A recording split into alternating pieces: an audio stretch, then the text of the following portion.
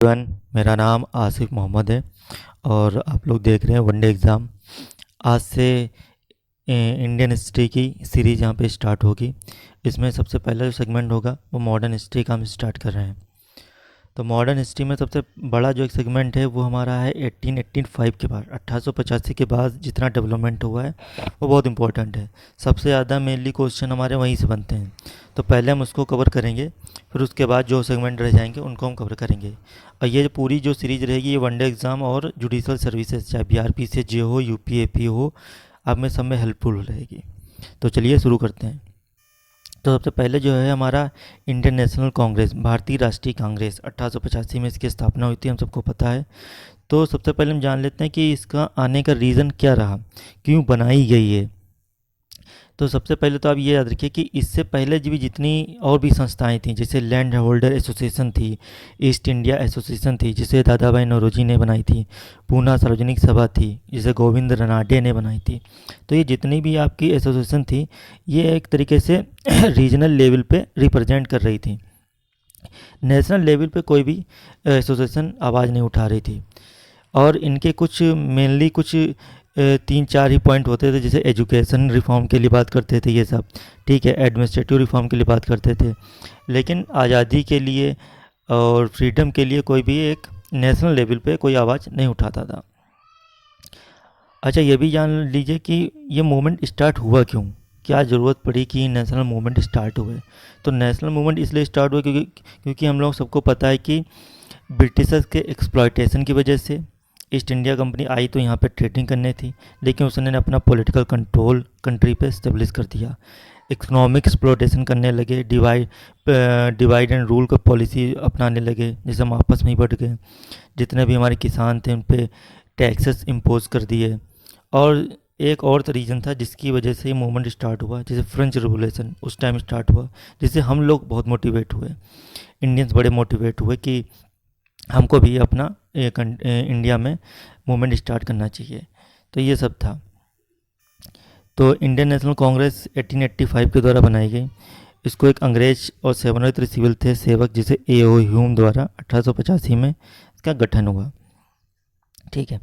1885 में बम्बई में इसके पहला अधिवेशन हुआ था जिसमें 72 प्रतिनिधियों ने भाग लिया था, ठीक है। और दूसरी चीज़ याद रखिए कि इंडियन नेशनल कांग्रेस जो इस्टेब्लिश हुई उसका मेन एम जो था वो ये था कि एक नेशनलिस्ट मूवमेंट इनिशिएट किया जाए, मतलब एक राष्ट्रवादी आंदोलन स्टार्ट किया जाए कंट्री में। जितने भी पीपल्स हैं उनको पॉलिटिकली एजुकेट किया जाए और जितने भी लोग हैं उनको यूनाइट किया जाए आपस में। तो ये सब इसका मेन एम था कांग्रेस का, कि इसीलिए पर्पस से वो इस्टेब्लिश की गई, ठीक है। अब इसके बाद हम जान लेते हैं कुछ इंडियन नेशनल कांग्रेस में कुछ इम्पोर्टेंट चीज़ें जो हो सकता हमारे एग्ज़ाम में कुछ आ जाएं।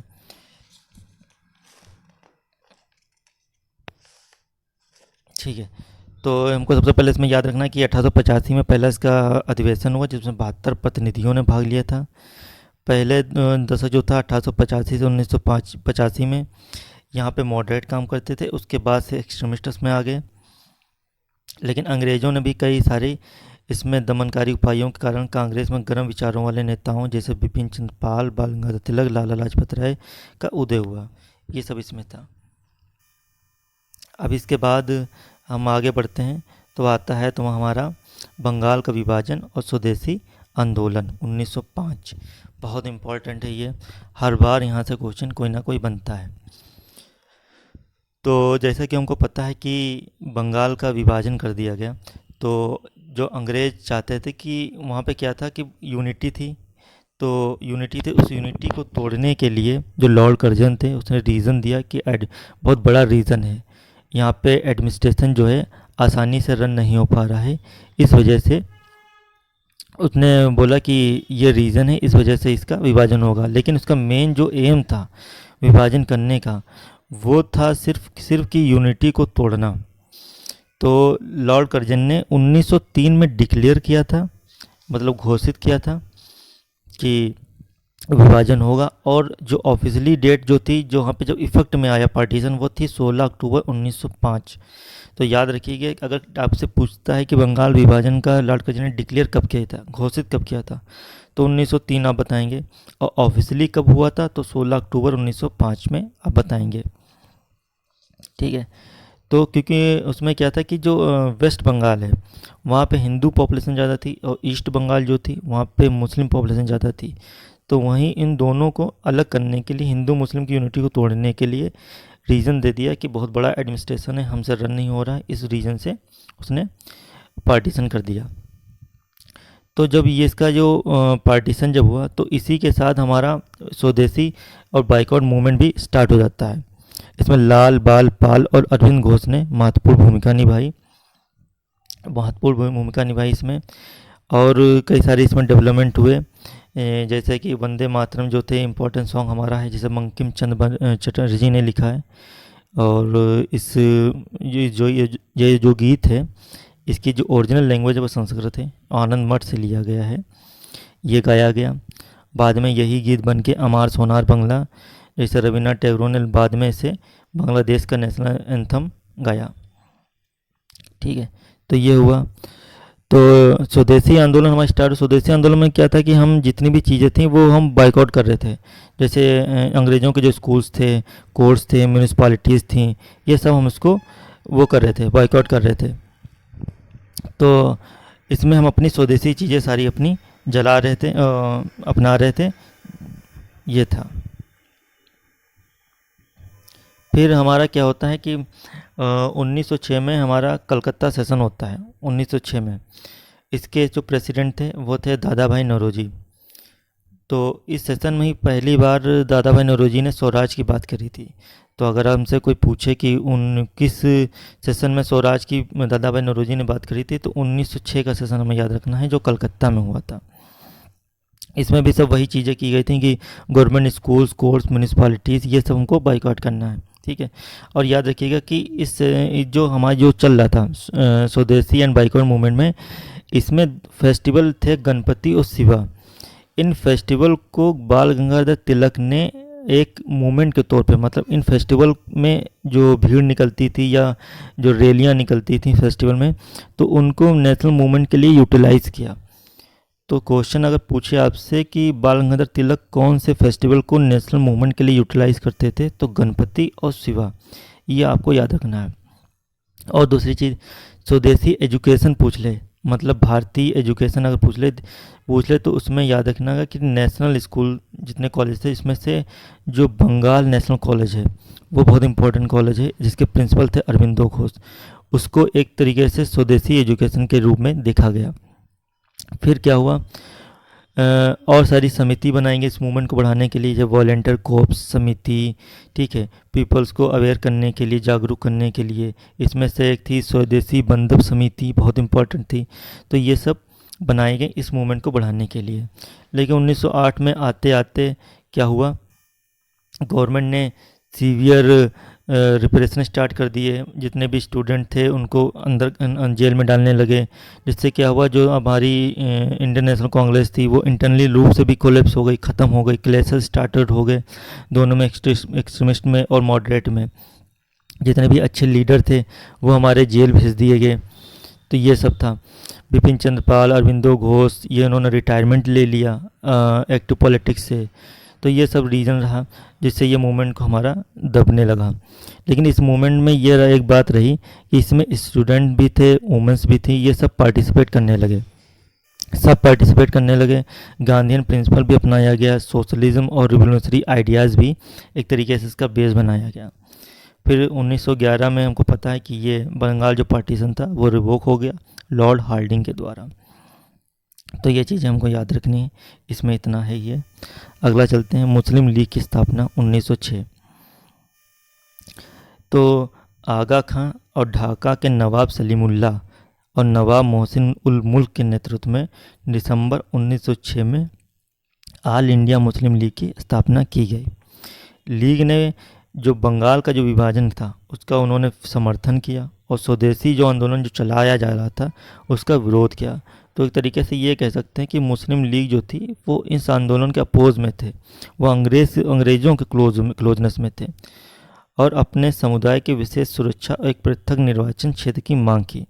उसके एवज में वो चाहते थे कि जितने भी उनके जो मुस्लिम्स एरिया डोमिनेंट एरिया है उनके लिए एक सेपरेट इलेक्टोरेट होना चाहिए इलेक्शन के लिए। कांग्रेस का अधिवेशन हमने आपको बता ही दिया है कि दादा भाई नौरोजी के इसमें आया गया था और इसमें इसका जो मेन लक्ष्य था वो स्वराज को अपनाया गया। तो ये था। फिर अगला आता है सूरत विभाजन। सूरत विभाजन बहुत इंपॉर्टेंट है। हर बार क्वेश्चन यहाँ से कहीं नहीं बनी जाता है कि कभी कभी पूछ लेता है कि सूरत विभाजन में जो हुआ उस टाइम उसका प्रेसिडेंट कौन था। तो सबसे पहले हम रीज़न जानते हैं कि ये हुआ क्यों। ठीक है, सूरत विभाजन इसलिए हुआ जैसे कि इसकी कहानी जो स्टार्ट होती है वो 1905 के बनारस सेशन से स्टार्ट होती है। 1905 का सेशन जब बनारस में हुआ तो वहाँ पे गोखले बनाए गए, प्रेसिडेंट जो थे वो गोखले जी बनाए गए। तो वहाँ पे दोनों आइडियोलॉजी जो थी, जो हमारी नरम दल और गरम दल जिसे हम मॉडरेट और एक्सट्रीमिस्ट बोलते हैं, वो दोनों आमने सामने आए। एक्सट्रीमिस्ट बोलते थे कि जो मूवमेंट है ये स्वदेशी, ये बंगाल से बाहर जाना चाहिए, पूरे कंट्री में फैलना चाहिए। ठीक है, लेकिन मॉडरेट ये चाहते थे कि ये जो मूवमेंट चल रहा है ये इनसाइड बंगाल ही बंद कर दिया जाए। मतलब अब हो भी गया, मतलब यही चाहते थे कि मूवमेंट आगे फैलाया ना जाए। तो ये 1905 का जब बनारस का सेशन हुआ तो जिसमें गोखले प्रेसिडेंट थे, वहाँ पे दोनों आइडियोलॉजी आमने सामने आई। ठीक है, एक्सट्रीमिस्ट चाहते थे मूवमेंट को बाहर जाए और मॉडरेट चाहते थे कि ना जाए। तो उन दोनों के आइडियोलॉजी में डिफरेंसेस थे। फिर 1906 का सेशन हुआ तो जो एक्सट्रीमिस्ट थे, जो गरम दल थे, वो चाहते थे कि तिलक को प्रेसिडेंट बनाया जाए, लेकिन मॉडरेट चाहते थे कि दादा भाई नौरोजी बने। तो मॉडरेट ने दादा भाई नौरोजी का नाम आगे किया। तो चूँकि जो एक्सट्रीमिस्ट थे वो दादा भाई नौरोजी की बहुत रिस्पेक्ट करते थे, इसलिए उन्होंने उसका अपोज नहीं किया। और बाद में दादा भाई नौरोजी ने 1906 के सेशन में, जैसा कि हमने आपको बताया कि स्वराज का भी बात उन्होंने कर दी, तो जिससे जो उनकी जो चाहते थे एक्सट्रीमिस्ट, तो वो भी उनकी फुलफ़िल हो गई। और एक रेजुलेशन पास किया कि नेशनल एजुकेशन होनी चाहिए, स्वदेशी बाइकआउट होना चाहिए। तो ये सब सारी चीज़ें मानते थे, उनकी डिमांड थी एक्सट्रीमिस्ट की, तो कोई दिक्कत नहीं हुई। ठीक है, एक चीज़ याद रखिएगा कि जो 1906 का जो कलकत्ता सेशन था उसमें 4 रेजुलेशन पास हुए थे। ये चीज़ आप याद रखना, इसे कभी कभी पूछ लेता है। जैसे आरओ है और भी एग्ज़ाम्स हैं, जैसे AUP APO हो, तो इसमें कभी कभी इस टाइप के क्वेश्चन आ जाते हैं कि 1906 के कलकत्ता सेशन में जिसमें गोखले प्रेसिडेंट थे, उसमें 4 रेजुलेशन कौन कौन से पास हुए। तो पहला बाइकॉट, स्वदेशी, नेशनल एजुकेशन और सेल्फ गवर्नमेंट। 4 कौन से? बाइकआउट करना है हमको फॉरेन गुड्स को, स्वदेशी अपनाना है, नेशनल एजुकेशन अपनाना है और सेल्फ गवर्नमेंट हमको चाहिए। ये हुआ। फिर उसके बाद आता है लास्टली सूरत सेशन 1907, जहाँ पे कांग्रेस जो हुई वो अलग हो गई, 2 भागों में विभाजित हो गई। तो एक्सट्रीमिस्ट चाहते थे कि सेशन जो है वो नागपुर में हेल्ड हो और तिलक उसके प्रेसिडेंट बनाए जाए, लेकिन मॉडरेट चाहते थे कि सूरत में हो।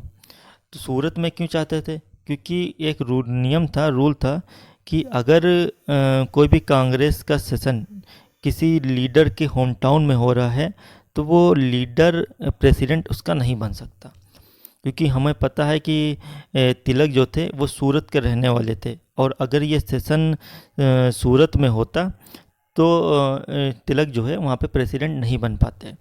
बाद में क्या हुआ, यही चाहते थे मॉडरेट और यही हुआ। सूरत में सेशन हुआ और तिलक नहीं बन पाए प्रेसिडेंट। वहाँ के जो प्रेसिडेंट बनाए गए उस सेशन के लिए राजबिहारी घोष बनाए गए। और जहाँ तक कि इसमें ये भी वो बताते हैं कि जब सूरत सेशन चल रहा था और जो तिलक जब स्पीच देने के लिए गए तो मॉडरेट ने वहाँ पे जूते भी मारने स्टार्ट कर दिए। तो यहाँ तक की बात हुई, जिससे काफ़ी झगड़ा हुआ सेशन के अंदर, और जो कांग्रेस थी हमारी 2 भागों में बट गई। और भी उसके बाद क्या हुआ, जब उसके बाद ये हुआ कि तिलक को जेल भेज दिया गया ब्रिटिशर्स के द्वारा बर्मा में, जहाँ पे वो 1914 में रिलीज़ हुए, वहाँ से निकले। और भी अंग्रेज़ों ने रिप्रेशन के लिए कई सारे एक्ट पास कर दिए, जैसे इंडियन न्यूज़पेपर एक्ट 1908 पास किया, इंडियन प्रेस एक्ट 1910 पास किया, और ब्रिटिशर ने इंडियंस की आवाज़ दबाने के लिए ये सब चीज़ें सब करी। तो ये सब हुआ। उसके बाद आता है हमारा अलीपुर बम केस 1908। 1908 में मुजफ्फरपुर के मुख्य प्रेसिडेंसी जज DH किंग फोर्ड की हत्या एक क्रांतिकारी षड्यंत्र रचा गया। यह कार्य खुदीराम बोस और प्रफुल्ल चाकी को करना था। उन्होंने 30 अप्रैल 1908 को मजिस्ट्रेट के घर से निकले एक वाहन पर बम फेंका। तो ये अलीपुर बम केस में हमें सिर्फ 2 नाम याद रखने हैं कि एक खुदीराम बोस और प्रफुल्ल चौकी को किया था, और उन्होंने मजिस्ट्रेट के ऊपर एक चला दिया। ज़्यादातर इसकी डेट ही पूछता है, अलीपुर बम केस मतलब किस डेट में, वो किस सन में हुआ, तो 1908 में। तो आज हम यहीं तक रखते हैं, फिर आगे की सीरीज़ हम कंटिन्यू करेंगे। आई होप आप लोगों को अच्छा लगेगा। प्लीज़ हमारे चैनल को सब्सक्राइब करें और सपोर्ट करें। Thank you so much.